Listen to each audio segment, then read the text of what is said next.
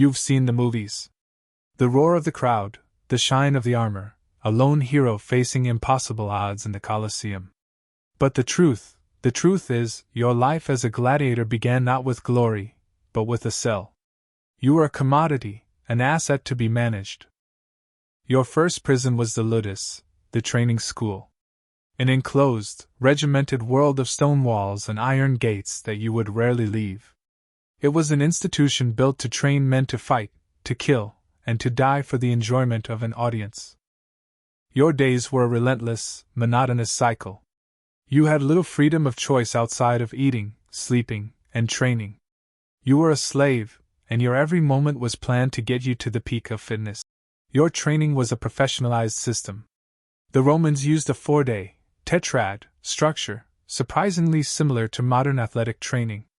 Day 1, skill refinement with wooden weapons. Day 2, high intensity, full contact sparring. Day 3 was for recovery, with massages and baths. And Day 4 was for mental and tactical preparation. A fascinating paradox: some free men willingly volunteered for this life. This is not a testament to its glamour, but a profound indictment of Roman society. For them, a life of confinement with 3 square meals a day and superior housing was a preferable alternative to destitution. Your body was not your own, it was a carefully managed commodity. Your diet was far from a modern athlete's. You were nicknamed horderii, the barley men, because that was your main food source. One theory suggests this high-carb diet was meant to give you a layer of subcutaneous fat, a cushion to make your wounds look spectacular without being immediately fatal. The surface wounds would look great for the crowd, but you could keep on fighting. Even the advanced medical care you received wasn't for your comfort. It was to protect a financial investment, to get you back into the arena and make your owner a profit. The physician Galen boasted of saving nearly all the warriors under his care. But the limits of this economic calculus were chilling. For those who were badly wounded and beyond repair, their kindness would turn to cold, economic reality. A study of gladiator skeletons revealed square holes in the sides of their skulls, validating the theory that the badly wounded were executed by a hammer-wielding attendant. The arena was not a free-for-all. It was a carefully matched sport. The brutality was calculated, and even your equipment was designed to make your life harder for the sake of entertainment. If you were a retiarius, you were considered a trickster, because you had almost no armor and relied on a net and trident. If you missed your throw, you were left scrambling to retrieve it, vulnerable to a swift attack.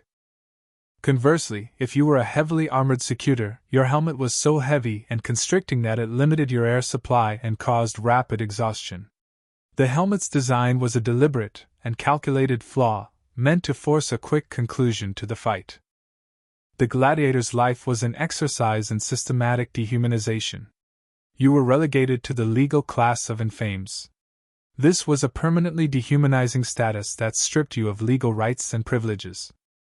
You could achieve a level of fame that earned you fans and wealth. Yet this fame did not grant you entry into respectable society. You were admired but despised.